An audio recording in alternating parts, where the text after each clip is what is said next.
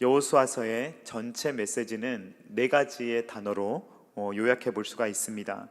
건너라, 정복하라, 분배하라, 그리고 섬기라. 이렇게 네 개의 단어를 떠올려 보면 여호수아 전체를 다 설명할 수가 있습니다. 건너라, 정복하라, 분배하라, 섬기라.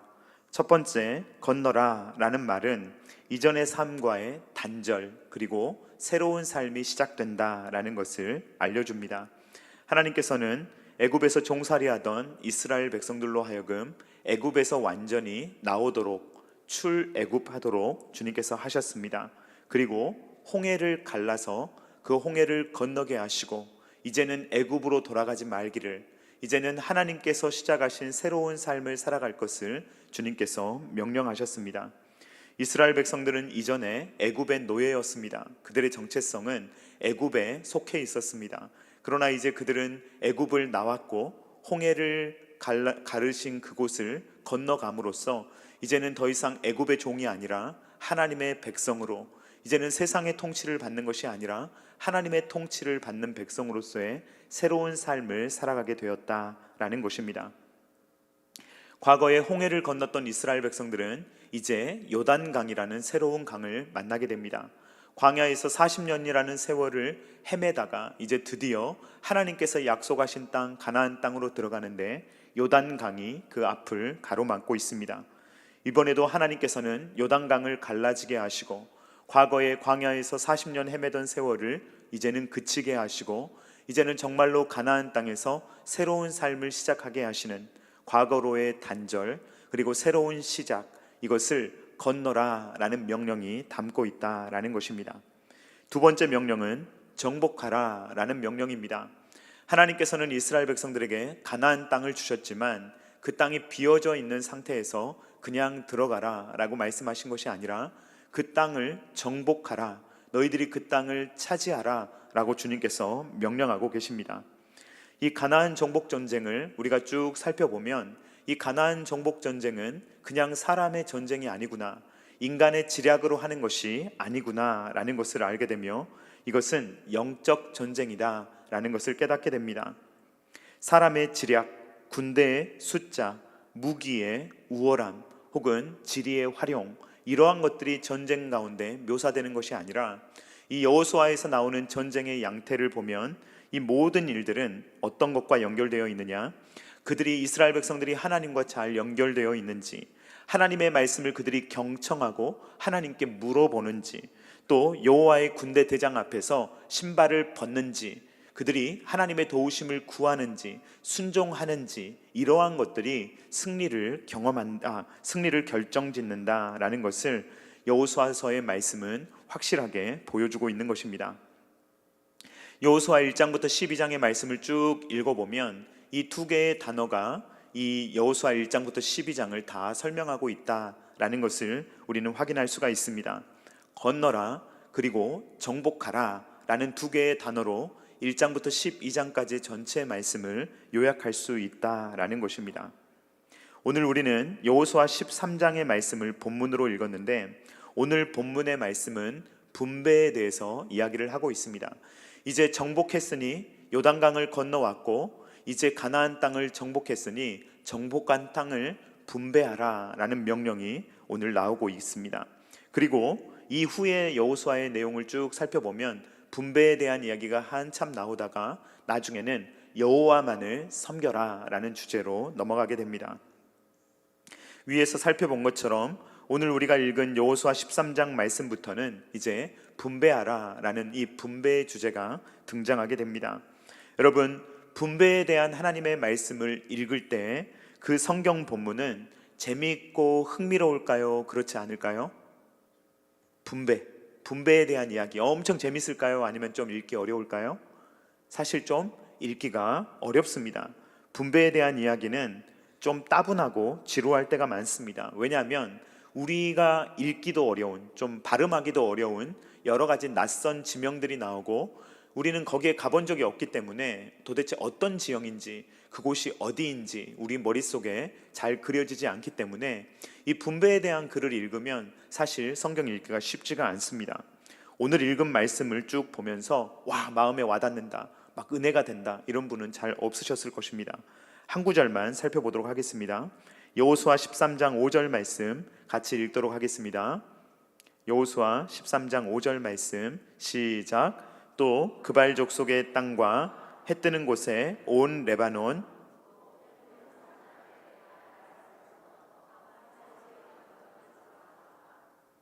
네, 이 말씀 읽으면서 막 가슴이 뛰는 분 계십니까? 어딘지 잘 모르시겠죠? 뭐 LC타워, 상암공원, 뭐 첨단병원, 뭐 이런 이야기 들으면 머릿속에 그려지잖아요. 그래서 어디서 어떻게 이동했겠구나 라는 게 머릿속에 그려지기 때문에 흥미도 있고 재미도 있어요. 그런데 성경의 낯선 지명들을 듣고 있자니 우리는 그곳이 어디인지, 도대체 어떻게 연결되는 것인지를 연결짓기가 상당히 어렵습니다. 성경에 대해서 상당한 배경 지식을 가지신 분들도 오늘 본문에 등장하는 레바논, 뭐 헤르몬산, 이 정도는 어느 정도 이해가 가능합니다. 그러나 바알갓, 하맛 막 이런 이야기를 들으면 도대체 이 장소가 어디인가, 저와 같은 목회자들도 이런 장소들까지 속속들이 알지는 못합니다. 이렇듯 땅의 분배에 대한 글은 읽기가 상당히 어려운 것이 사실입니다. 여러분, 그렇다면 이런 분배에 대한 글들이 나올 때 우리는 어떻게 해야 될까요? 읽어야 될까요? 읽지 말아야 될까요? 읽어야 될 줄로 믿습니다. 여러분, 편식하시면 안 됩니다. 조금 어렵다고 해서 성경의 기록들을 그냥 뛰어 넘어가 버리고 대충 읽어버리면 안 됩니다. 왜냐하면 무엇이든 성경에 기록된 내용들은 다 우리의 유익을 위해서 기록된 것이기 때문입니다.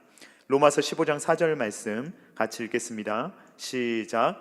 무엇이든지 전에 기록된 바는 우리의 교훈을 위하여 기록된 것이니 우리로 하여금 인내로 또는 성경의 위로로 소망을 가지게 함이니라. 아멘. 무엇이든지 성경에 기록되어 있는 것은 필요하기 때문에, 저와 여러분들에게 영적인 유익이 있기 때문에 기록되었다라고 성경이 말하고 있는 것입니다. 그러므로 오늘 여호수아 13장의 땅의 분배 이야기가 어떻게 우리에게 영적인 교훈이 되는지 총 5가지로 한번 살펴보도록 하겠습니다. 첫 번째, 지리와 인물에 대한 정보를 통해서 우리가 얻게 되는 첫 번째 교훈은 성경은 허구가 아니라 역사적인 사실을 기록하고 있다는 것을 우리에게 확실하게 보여주고 있다는 것입니다. 어떤 사람들은 성경을 읽을 때 마치 신화를 읽듯이 읽습니다. 그리스 로마 신화를 읽듯이 성경을 읽어가는 것입니다.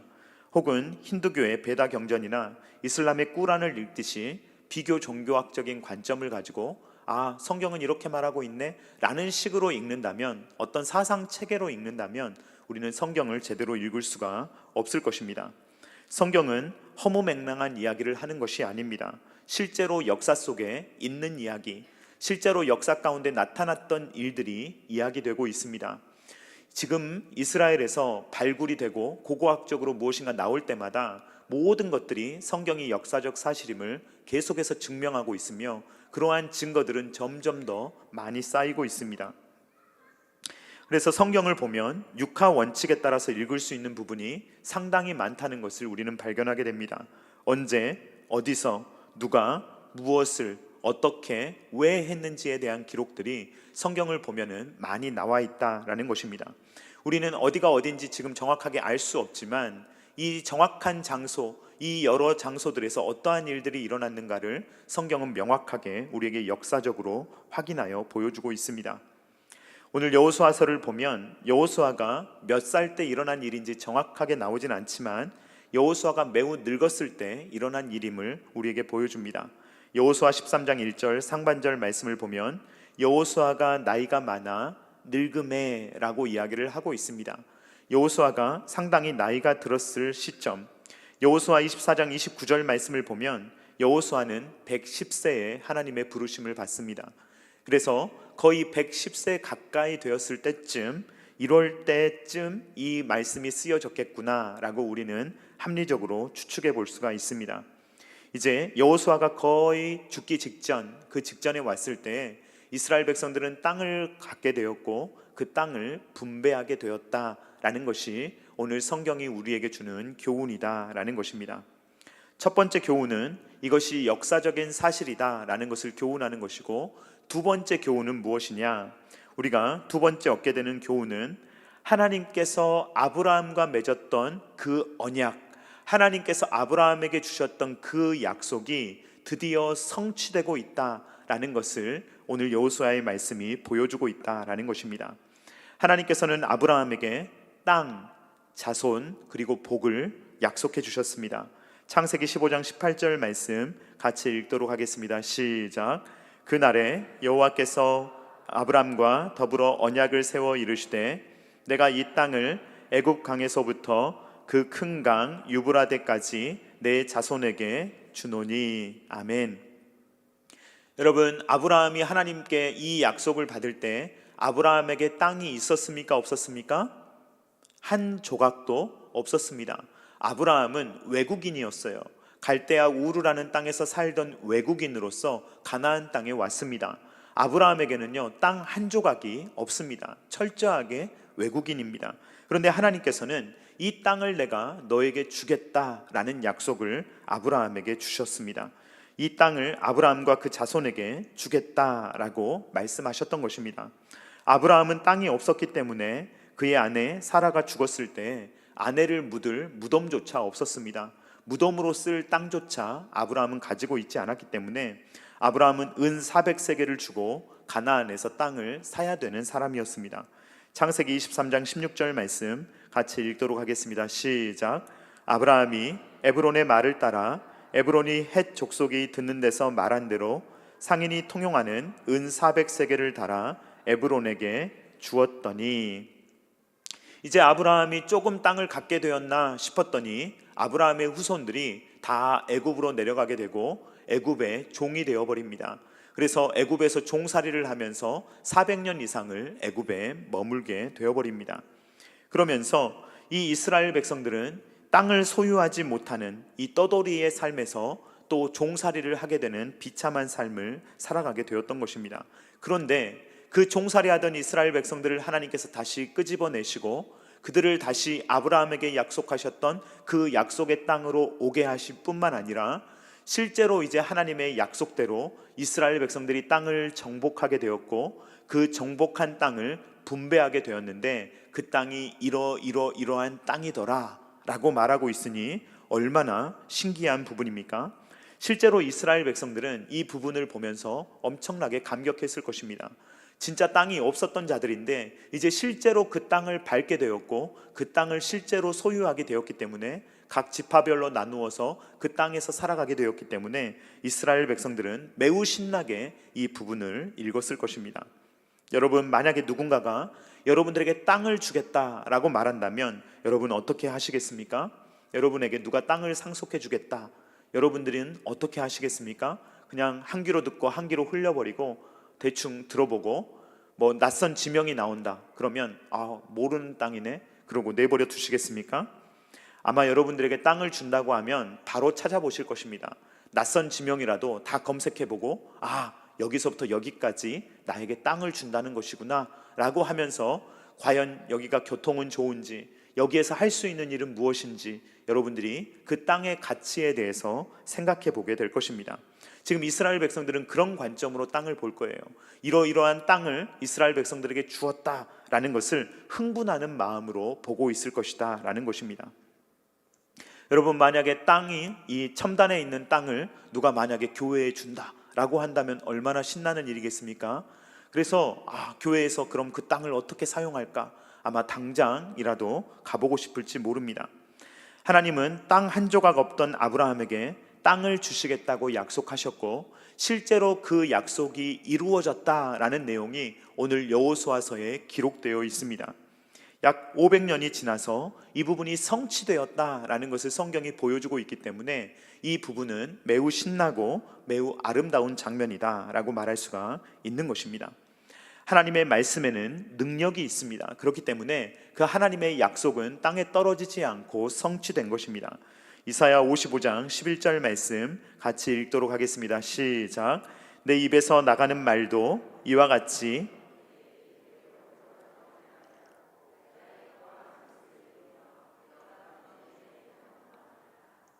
오늘날 우리의 입장에서 보면 이 지명들이 낯설고 어렵고 잘 모르겠다라고 생각할지 모르겠지만, 실제로 하나님께서 아브라함에게 약속하신 것이 약 500년 만에 성취되었고, 실제로 이스라엘 백성들이 그 땅을 차지하게 되었다라는 것은 굉장히 감격스러운 장면이다라는 것입니다.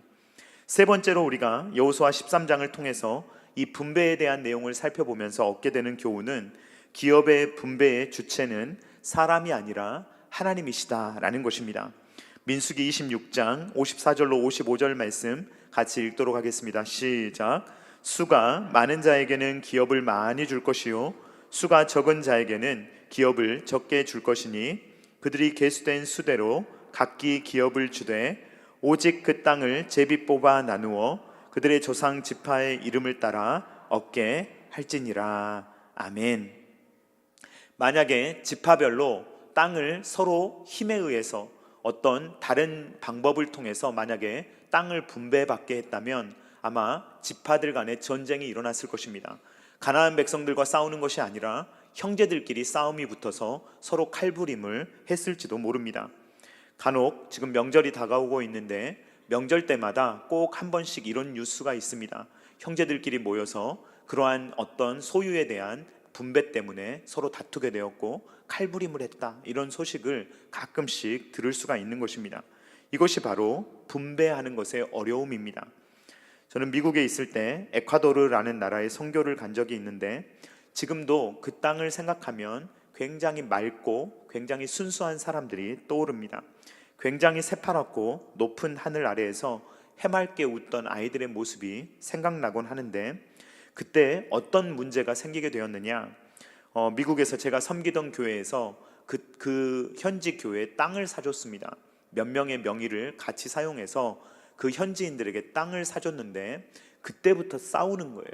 누구의 소유다, 누가 더 많이 가져야 된다, 이거 가지고 그 순박한 분들이 싸우기 시작하는데, 그것을 보면서 이 분배한다는 것, 이것을 서로 나누고 서로 그것을 가지고 뭔가 공적인 일을 한다는 것이 참으로 어려운 일이다라는 것을 경험한 적이 있습니다.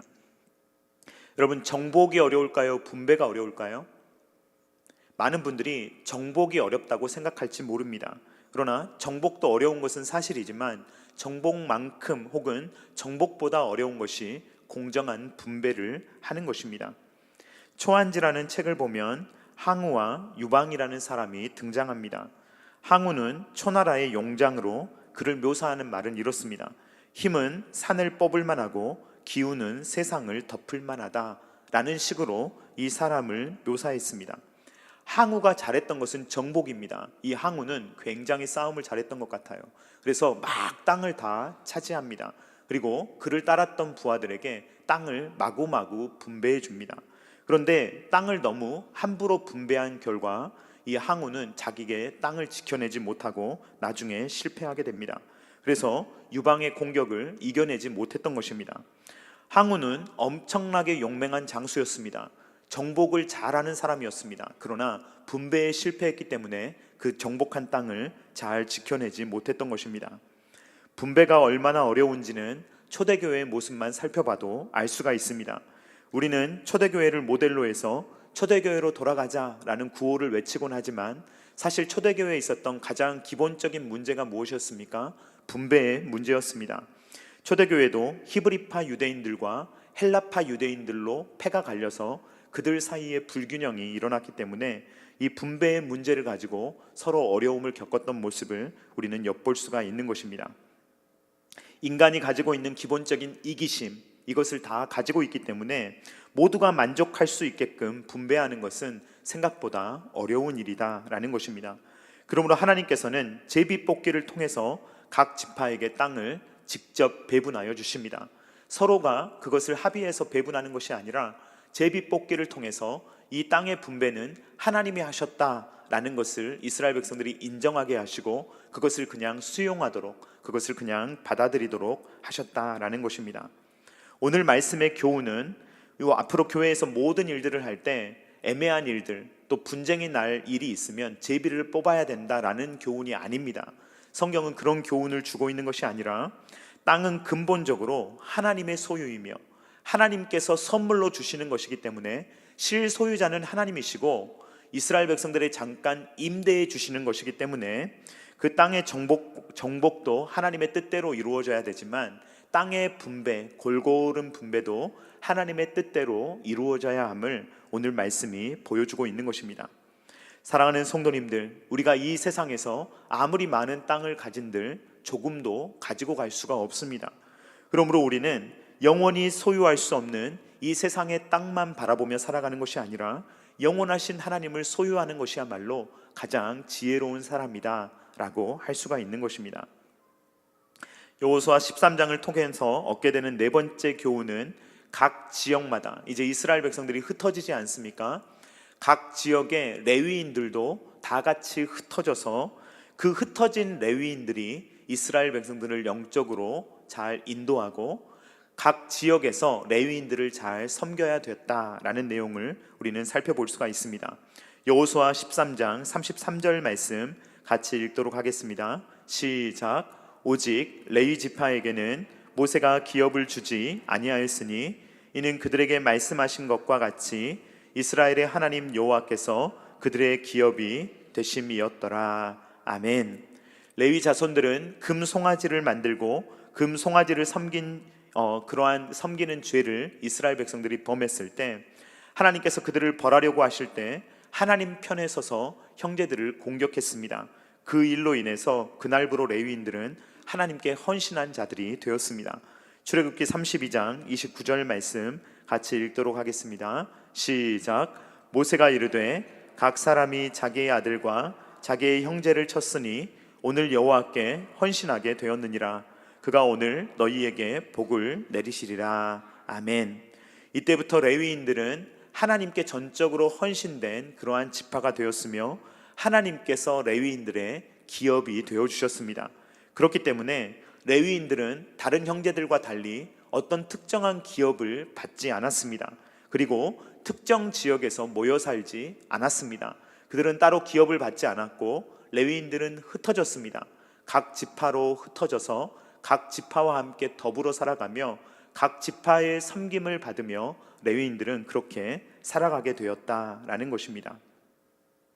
이스라엘 지파들은 레위인들의 생활을 책임지고 레위인들은 다른 형제들의 신앙을 돕는 그것이 바로 하나님께서 설정하신 방법이다라는 것입니다. 이것을 오늘날 우리에게 적용해 보면 교회는 목회자는 성도님들을 섬기고 또 성도님들은 목회자를 섬기는 원리를 우리는 발견하게 됩니다. 교회는 목회자를 가능한 잘 섬겨야 합니다. 교회가 가능하다면 목회자들이 생계의 어려움을 느끼지 않도록 오로지 말씀과 기도에 집중할 수 있는 여건을 만들어줄 때 목회자들도 목회를 충실하게 할 수 있다는 것입니다. 엄마와 아빠가 잘 먹는 것은 아이를 위해서 좋은 것입니다. 특별히 엄마가 잘 먹어야 엄마가 양질의 영양분을 아이에게 공급해 줄 수가 있습니다. 마찬가지입니다. 목회자가 하나님 안에서 잘 살아갈 때 양질의 말씀을 선포할 수가 있게 되는 것입니다. 반면에 목회자들은 어떤 기업을 따로 얻으려고 욕심을 내서는 안 됩니다. 하나님이 기업이시라고 고백해놓고 자기의 어떤 기업을 얻고 다른 사람들처럼 똑같이 무엇인가를 가지려고 하면 문제가 생길 수가 있다는 것입니다. 예를 들어서 독일과 같은 곳의 목회자들은 공무원들입니다. 나라에서 너무 충분한 생활비를 주기 때문에 복음을 위해서 열심을 내는 동기가 부족할 수가 있습니다. 독일의 목사님들은 다 그렇다는 것이 아니라 그런 환경 때문에 그렇게 될 수 있다라는 것을 말씀을 드리는 것입니다. 그러므로 목회자들은 하나님이 우리의 기업이시다라는 것을 레위인들처럼 생각하며 곳곳에 흩어져서 하나님께서 원하시는 일들을 하며 성도님들을 잘 섬기는 일을 감당해야 된다라는 것을 오늘 말씀을 통해서 배울 수가 있는 것입니다. 여호수아 13장을 통해서 얻게 되는 마지막 교훈이자 다섯 번째 교훈은 우리에게는 아직도 얻을 땅이 많이 남아있다라는 사실입니다. 여호수아 13장 1절 말씀 같이 읽도록 하겠습니다. 시작. 여호수아가 나이가 많아 늙음에 여호와께서 그에게 이르시되 너는 나이가 많아 늙었고 얻을 땅이 매우 많이 남아 있도다. 아멘. 이스라엘 백성들은 이미 가나안에서 많은 땅, 넓은 땅을 차지했습니다. 요단강 동쪽과 서쪽의 광범위한 지역을 이스라엘 백성들은 점령할 수가 있었고 또 평화롭게 분배할 수가 있었습니다. 그러나 이스라엘 백성들이 지금 하나님께서 원하시는 땅을 다 정복한 것은 아니었습니다. 하나님께서 설정해 주신 그 땅을 다 정복한 상태가 아니었기 때문에 하나님께서는 여호수아에게 아직도 너희들에게는 얻을 땅이 많이 남아 있으니 지금 얻은 땅에만 너무 만족하지 말고 얻을 땅에 대해서 생각하라는 것을 하나님께서 말씀하고 계시는 것입니다. 어떤 분들은 대한민국에 교회가 많다고 말합니다. 저녁에 돌아다니면 십자가 불이 많다고 이야기를 합니다. 그러나 저는 동의할 수가 없습니다. 교회는 항상 부족합니다. 이 세상에 수많은 인구가 있는데, 수많은 사람들이 있는데 교회의 숫자는 턱없이 부족하다고 저는 생각합니다. 예수님을 믿는 사람보다 예수님을 믿지 않는 사람들이 훨씬 더 많습니다. 우리가 전도해야 되는 사람들, 하나님께 나와야 되는 사람들이 훨씬 더 많기 때문에 앞으로 훨씬 더 많은 교회가 필요하고 훨씬 더 많은 교회들이 계속해서 개척되어야 된다라는 것입니다. 언젠가부터 개척교회라는 말 혹은 미자립교회라는 말보다는 어떤 말을 요즘에는 쓰냐면요, 미래자립교회라는 호칭을 사용합니다. 개척교회라는 이름을 들으면 소망, 기쁨 이런 게 이렇게 생각나기보다는 염려와 걱정이 앞섭니다. 개척교회 어떡하지? 이렇게 생각하면 이 개척교회 이제 얼마나 어려울까라는 것이 우리의 마음속에 먼저 떠오릅니다. 미자립교회라는 말을 딱 들으면 이 교회는 언제쯤 자립할 수 있을까라는 생각이 우리의 머릿속을 스쳐갑니다. 그런데 미래자립교회, 미래에는 자립할 것이고 얻을 땅이 많은데 그 얻을 땅을 차지하게 될 어떤 그런 교회다라고 생각한다면 그 교회에는 꿈도 있고 소망도 있고 희망도 있다라는 것입니다. 우리에게는 이미 얻은 땅이 있습니다. 이 땅에는 이미, 이 대한민국 땅에는 이미 주님을 알고 주님을 섬기며 주님을 따르는 수많은 그리스도인들이 있습니다. 그러나 아직도 소수에 불과합니다. 훨씬 더 많은 사람들이 아직 얻을 땅이다, 아직 주님을 알지 못하는 자들, 주님을 알아야 되는 자들이다 라는 것입니다. 이에 예수님께서는 저와 여러분들을 세상에 파송하십니다. 사도행전 1장 8절 말씀 같이 읽도록 하겠습니다. 시작. 오직 성령이 너희에게 임하시면 너희가 권능을 받고 예루살렘과 온 유대와 사마리아와 땅끝까지 이르러 내 증인이 되리라 하시니라. 이것이 바로 얻을 땅이 많다는 말입니다.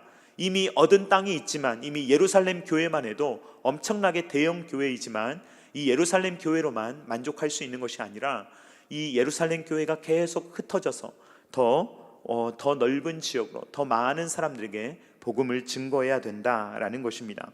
지금 이 순간에도 복음의 능력은 나타나고 있습니다. 오늘날에는 특별히 아프리카 지역 그리고 남미 지역에서 하나님의 역사가 왕성하게 일어나고 있다는 소식들이 간간히 들려옵니다. 그러나 어떤 지역은 과거에는 복음이 흥왕했는데 지금은 완전히 식어버린 지역이 있으며 아무리 복음이 들어가려고 해도 아직 들어가지 못한 지역이 여전히 있다라는 것입니다. 그런 지역들은 얻기에 불가능한 땅이 아닙니다. 장차 우리가 얻을 땅입니다.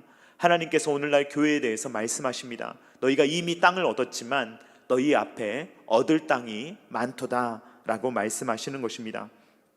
그러므로 우리는 이미 얻은 땅에 대해서는 하나님께 감사하며 앞으로 얻을 땅에 대해서 우리는 그곳에 대한 마음을 두고 그 얻을 땅에 대해서 생각하며 그 땅을 우리에게 달라고 주님 앞에 기도하며 그 땅을 정복해 나갈 수 있어야 하는 것입니다.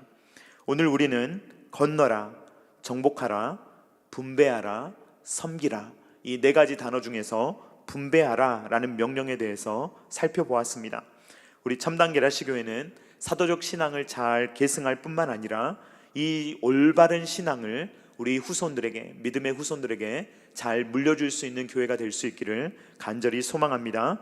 또한 이미 얻은 땅, 이미 우리가 가지고 있는 것에 대해서 주님 앞에 너무너무 감사하지만 아직 우리가 갖지 못한, 아직 얻지 못한 수많은 땅들, 아직 얻지 못한 영혼들을 볼 때 우리가 아파하며 그 땅을 정복하는 일에, 그 땅을 얻는 일에 우리 교회가 아름답게 쓰임 받을 수 있도록 주님 앞에 꿈과 소망을 가질 수 있기를 간절히 소망합니다. 이미 주신 것들에 대해서는 늘 감사하며 앞으로 주실 것들에 대해서는 소망을 가지며 이 땅을 살아갈 수 있는 저와 사랑하는 성도님들 다 되실 수 있기를 주님의 이름으로 축원드립니다. 같이 찬양하도록 하겠습니다. 주님이 주신 땅으로 이 산지를 내게 주소서. 우리 같이 찬양하도록 하겠습니다.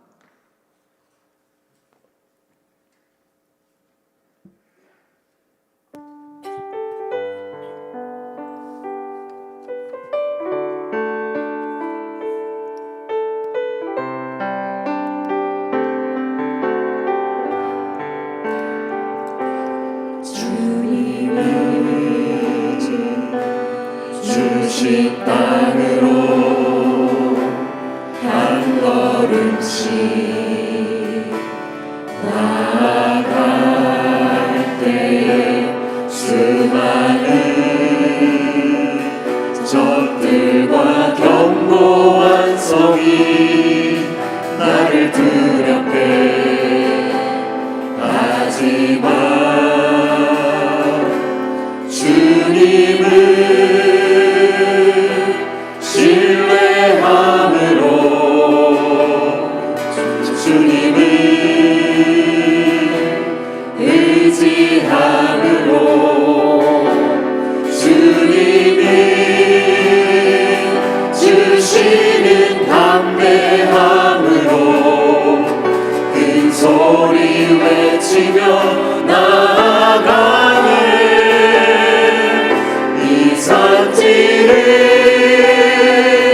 내게 주소서. 그날에 주께서 말씀하신 이제 내가 주님의 이름으로 그 땅을 취하리니. 이 산지를 내게 주소서. 그날에 주께서 말씀하신 이제 내가 주님의 이름으로 그 땅을 취하리니. 주님이 주신 땅으로 한 걸음씩 나아갈 때에 수많은 적들과 견고한 성이 나를 두렵게 하지만 주님을 신뢰함으로 주님을 신뢰함으로 주님을 의지함으로 주님이 주시는 담대함으로 큰 소리 외치며 나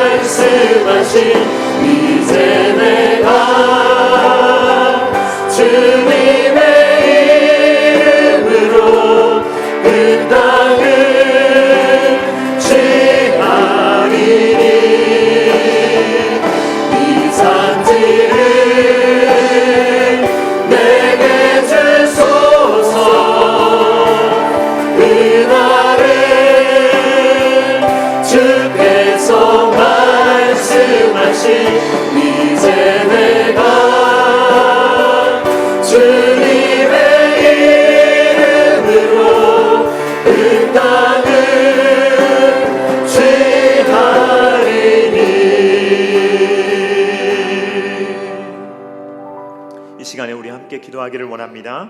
이 시간에 기도할 때 주님께서 이미 우리에게 주신 땅에 대해서는 우리가 감사하며 이미 얻을 땅이 많도다라고 주님께서 말씀하실 때 아직도 우리가 차지하지 못한 땅들, 아직도 주님을 알지 못하는 수많은 사람들, 아직도 주님의 주권을 인정하지 않는 수많은 사람들을 볼 때 주여 이 산지를 우리에게 달라고 우리가 기도하며 이미 얻은 것에 대해서는 감사하고 잘 분배하며 이미 얻을 땅에 대해서는 소망을 가지며 더욱더 주님 앞에 맡겨드리며 그렇게 우리가 주님께서 기뻐하시는 일에 아름답게 쓰임받는 그러한 교회가 우리가 될 수 있도록 주님 도와달라고 다 같이 주여 한번 외치고 기도하겠습니다. 주여 산지를 내게 주소서. 그날에 주께서 말씀하신 이제 내가 주님의 이름으로 그 땅을 취하리니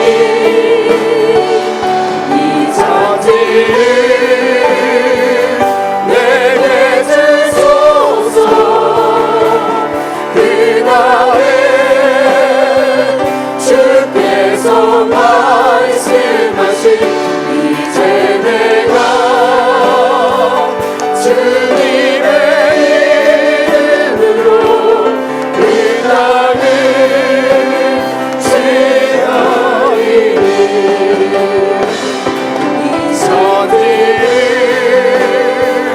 내게 주소서. 그날에 주께서 말씀하신 이제 내가 주님의 이름으로 그 땅을 취하리니 이 산지를 내게 주소서. 그날에 주께서 말씀하신 이제 내가 주님의 이름으로 그 땅을 취하리니 산지를 내게 주소서. 그날에 주께서 말씀하신 이제 내가 주님의 이름으로 그 땅을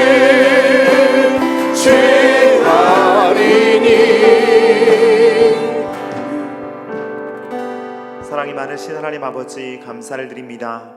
오늘 여호수아 13장의 말씀을 통하여서 어떻게 이스라엘 백성들이 요단강을 건넜고 어떻게 가나안 땅을 정복하였으며 어떻게 분배했는지를 살펴볼 수 있도록 인도하여 주시니 감사를 드립니다.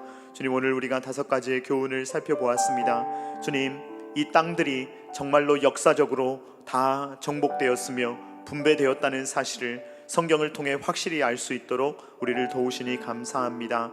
또 주님, 이것이 그냥 이루어진 것이 아니라 아브라함에게 주셨던 그 약속이 성취되었음을 여호수아서의 말씀을 통해 확인할 수 있도록 인도하시니 감사합니다.